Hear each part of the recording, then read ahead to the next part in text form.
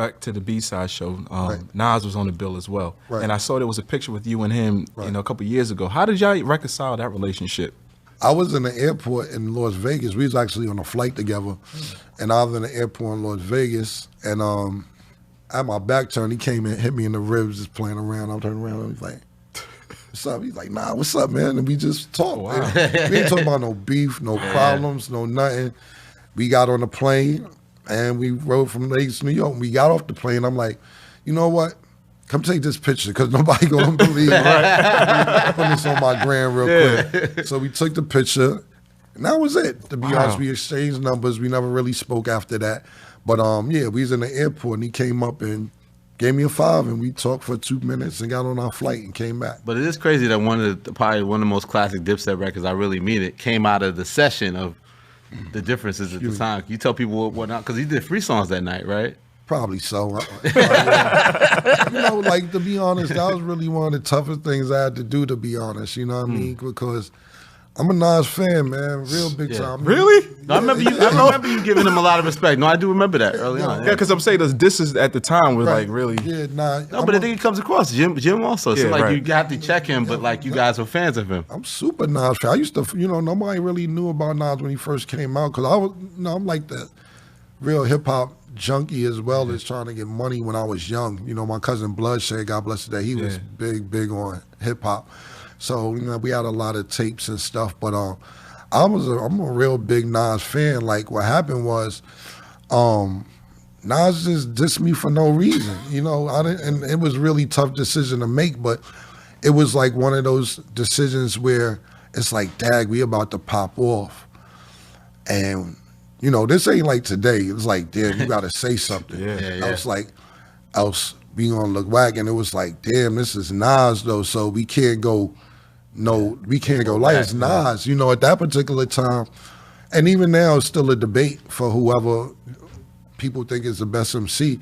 But right to us, Nas was the best MC at that particular time.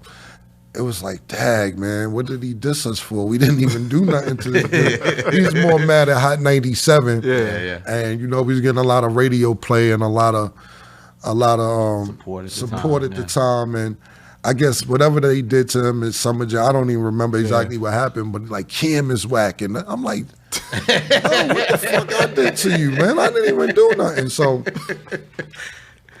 I was like, But you was at Summer Jam and you guys went straight to the studio, right?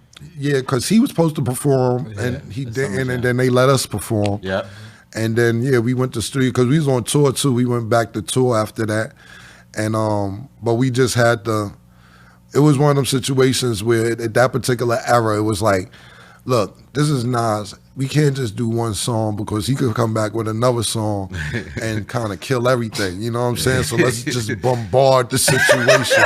You know what I'm saying? And put it on a mixtape. Yeah, so, but that was the only way we felt that we could handle it because Nas was such a legend at that particular time. Do you feel like you crossed the line? Because beef now is different. Yeah, I mean, at that particular time, I probably didn't. It's some things that I found about afterwards that I probably wouldn't have said if I knew.